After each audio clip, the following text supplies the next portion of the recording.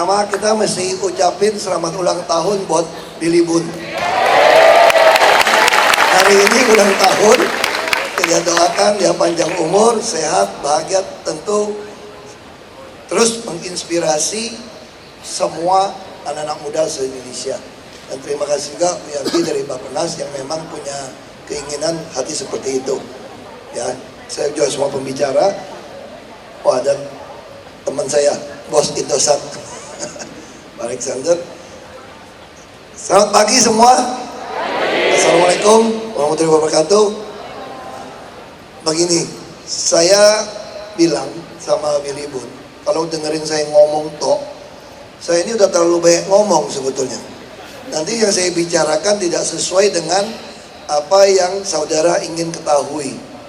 Nah, lebih baik saya bicara sebentar, nanti saudara-saudara boleh tanya saya apa saja yang ada dalam pikiran saudara, supaya ini akan membuat saudara tidak menjadi apa ya, kalau mau inspirasi itu memang harusnya Anda tanya.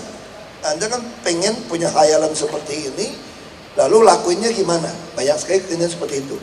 Nah, tentu kita masing-masing dari keluarga yang berbeda-beda. Saya dilahirkan di kampung kecil, Laskar Pelangi. Kebetulan bapak saya pengusaha, jadi dibandingkan tetangga-tetangga, rumah saya gede sendiri, besar sendiri, punya TV sendiri, punya kulkas sendiri, teman-teman nggak punya. Jadi waktu itu seperti itu. Nah, bapak saya selalu bilang, teman-temanmu lebih pintar dari kamu sebetulnya. Saya bilang, kok bisa Pak? Karena kamu bangun pagi sudah telur, ayam, mau makan susu, roti, coklat, keju, lengkap. Bapak saya itu dipengaruhi kerja sama Belanda. Jadi satu hari itu saya bisa makan martabak satu loyang bisa. Roti tawar satu bisa. Jadi tiap pagi makan gak pernah tahu nama cuci piring, timba air. Teman-teman kampung saya itu mesti timba air. Saya dari kecil hidup sudah pakai sanyo. Kita toilet udah bagus, udah punya mobil. Jadi bapak saya bilang, seandainya mereka semua punya kesempatan seperti kamu, saya yakin mereka semua lebih baik. Nah, ini model yang kita alamin. Oh ya, ada orang Belitung satu. Sekarang IBM bos. Jadi gini, saya waktu itu ya ada ya sama enggak. Waktu saya sekolah, ya juara 2-3 geser-geser sama teman saya. Bapak saya bilang dia lebih pintar, karena dia mesti timba air, kadang makan cuma singkong, kadang nggak sarapan. Bapak saya bilang gini, coba kamu kalau ada 1 miliar bagi orang miskin di kampung, 500.000 saja. Waktu itu UMP yang 400 ribuan gitu ya. 2.000 orang selesai uang kamu. Lagi pula, emangnya kamu mau bagi 1 miliar sebulan? Kalau mau juga, di kampung kita 9.000 orang nih, 7.000 orang kegenjat mati dengan Ahok bagi 500.000, semua ngantri loh. Akan impit-impitan. Coba kamu jadi pejabat, kamu bisa membuat semua orang punya penghasilan 500.000. Itulah keadilan. Nah, itulah yang membuat. Tapi waktu bapak saya ngomong, saya nggak gitu mau dengar. Biarin aja lah orang tua ngomongnya nggak. Jadi nasib saya memang nasib aja. Tahun 95 pabrik saya tutup karena mau tabokin pejabat, kira-kira gitu. Saya mau pindah-pindah ke Kanada, bapak saya bilang jangan ke Kanada, kamu di sini saja, rakyat butuh kamu. Saya sempat ngomong, aduh Pak, muka minyak babi kayak kita, apa yang dibutuhin Pak? Bapak saya agak marah waktu itu. Kamu percaya sama saya, satu hari rakyat pasti pilih kamu untuk memperjuangkan haknya mereka.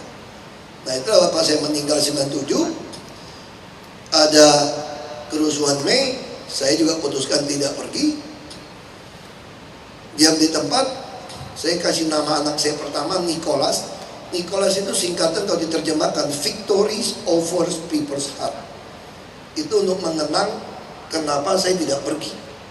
Saya harus memenangkan hati rakyat yang dimanipulasi oleh sebagian elit politik. Begitu dibodohi, begitu dijajah oleh orang-orang yang menjajah. Makanya saya mulai mengatur strategi. Bagaimana saya bisa masuk ke politik? Saya mau melihat pasar. Ini kayak dagang saja. Ini mungkin pengaruh sekolah MM itu ada gunanya. Tadi saya pikirnya MBA diganti MM. Ya nggak apa-apa lah, MM lah. Daripada MBA merit but available atau by accident, bagus juga. MM bagus dong, bisnisnya MM-an kira-kira gitu ya. Ya udah aku terima aja lah. Kalau nggak aku keluar tuh kuliahnya. Dulu waktu saya kuliah di Trisakti, sempat geologi mau diganti Dr. Andes. Serius ini. Pertama kan FTM, Fakultas Teknologi Mineral. Satu hari dekannya masuk. Ini geologi ini kayaknya mau dikategorikan ilmu bumi.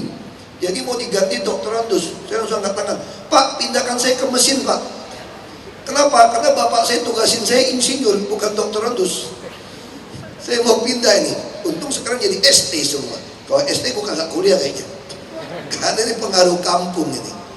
Insinyur itu keren menurut bapak saya. Padahal IR itu kan injak rem sebetulnya. Itu jangan terlalu cepat. Bapak saya pengen saya dapat IR itu, dia tahu saya dari kecil larinya terlalu kencang. Jadi buat ingetin IR itu injak rem. Jadi apa-apa injak rem. Sampai sekarang teman saya nasihatin saya begitu melulu. Tolong direm ya Hok bicaranya ya, direm. Nanti masalah gitu kan. Oh jadi benar IR injak rem. Jadi itu kelas saya. Nah jadi waktu berpolitik, saya membaca situasi pasca reformasi. Rakyat tidak percaya kepada siapapun. Jadi kita mau masuk kemanapun, ada mau mulai sesuatu, harus baca situasi. Kira-kira seperti itu. Rakyat tidak percaya siapapun. Anda mau kiai, mau pendeta, mau pastor, mau profesor, mau aktivis.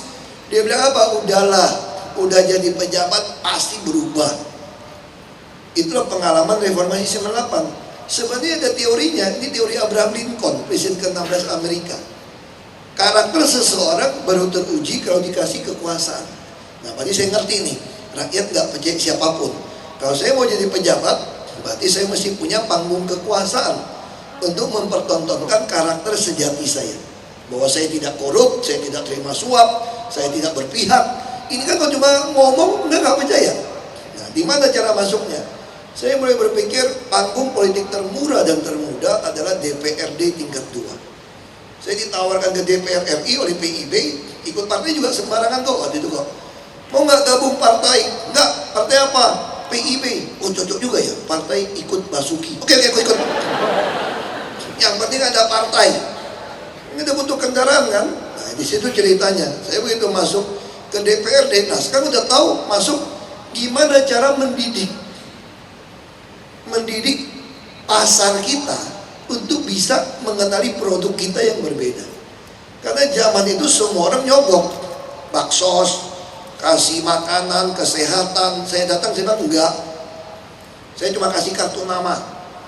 Misalnya kalau orang suka beragama, hanya sejauh doa. Ini hanya sejauh SMS ke saya. Anda punya kebutuhan, ini nomor saya. Saya bukan tipe politisi tempel-tempel spanduk, kagak ada alamat, kagak ada email, kagak ada apa. Habis itu hilang. Ini nomor yang saya kasih asli punya saya. Anda mau pilih-pilih, nggak mau pilih udah. Aku cuma ngelamar kerja kok sama kamu kok. Akibatnya apa? Hanya 300-an yang pilih saya. Nggak apa-apa, kan kita cuma dapat kursi aja sisa kan. Partai dikumpulin, duduklah saya di DPRD. Waktu DPRD tingkat 2 itu permainan dimulai. Semua yang nyogok didatangin pada kabur. Saya mah santai aja, kalau datang minta duit, bukan pemilih saya.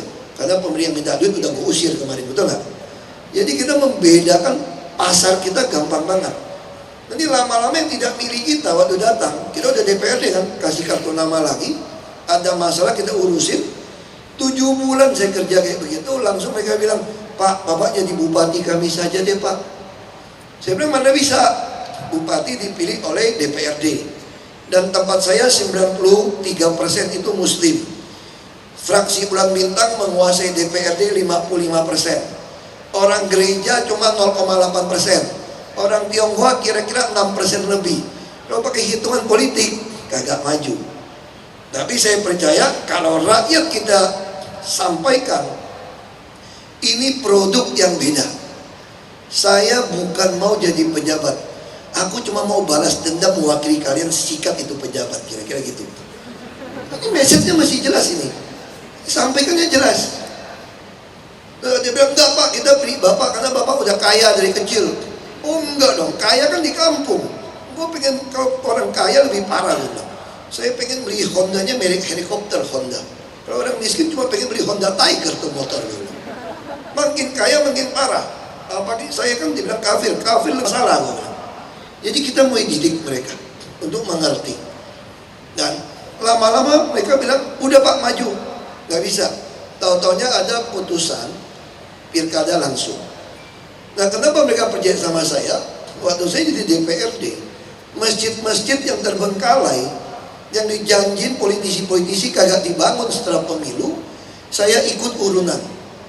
Inilah yang saya katakan, ketika Anda mau berbuat baik kepada orang, Anda tidak boleh ada pamrih. Kalau saya ada pamrih mau jadi bupati, karena bantu masjid, saya bantu nggak? Nggak bantu. Karena nggak ada pilihan langsung waktu itu ya. Tapi ketika saya dengan tulus membantu, hanya pengen lihat masjid itu bagus, jadi tahu-taunya ada pemilihan langsung. Oh, selesai partai-partai yang makanya 5 pasang, saya langsung terpilih jadi bupati 37,13. Padahal waktu itu syaratnya hanya 25. PBB bulan bintang hanya 21%. Nah, inilah perjalanan ketika saya jadi bupati, saya mulai mewujudkan keadilan sosial tadi. Apa keadilan sosial? Ini adalah pendidikan. Saya kira saudara juga harus banyak membaca buku-buku, baik filsuf-filsuf atau cerita nabi-nabi atau orang sukses yang lama, supaya Anda tahu kira-kira polanya mirip. Tapi ajaran bisa contoh. Konfusius mengatakan apa? Kalau ada pendidikan tidak boleh ada pengotakan. Bahasa Mandarinnya bagus, yu jiao wu lei. Jadi kalau ada pendidikan, yu itu ada, jiao pendidikan, wu itu tidak ada, lei itu pengotakan, nggak ada diskriminasi. Jadi kalau kita negara mau maju, Anda nggak boleh ada diskriminasi bidang pendidikan dan kesehatan. Mari kita keluarkan BPJS, dulu istilah KJP, KJS, Kartu Jakarta Pintar, Kartu Jakarta Sehat. Sampai sekarang tahun ini kita mau kasih kuliah untuk yang masuk perguruan tinggi negeri. Lalu yang kedua, ajaran Konfusius yang itu, kalau kepalanya lurus, bawahnya tidak berani, tidak lurus. Makanya ada pemilihan langsung oleh rakyat, ini ada kemungkinan mendapatkan kepala yang lurus. Yang ketiga, baru saya mau jalankan ini, ketemu BPN Pak Sofyan Jalil yang sepaham sama menteri. Ini menarik. Saya yakin waktu dagang tempo hari di Tiongkok, semua produk dagangan ditempelin lambang ada hurufnya. Kenapa gue beli sutra lu, beli gentong lu, kendi, keramik kok ditempelin huruf ini? Ini huruf apa ya? Itu pasti huruf Fu, hoki. Semua huruf Fu, mau kawinan mau apa tempelin Fu. Ini artinya apa? Huruf Mandarin itu per karakter ada arti. Fu itu bawahnya adalah lahan, ladang, kotak. Kotak itu tian, tian itu ladang sawah. Artinya kalau saya terjemahkan, kalau orang mau hoki, mau punya rezeki, Anda harus punya lahan.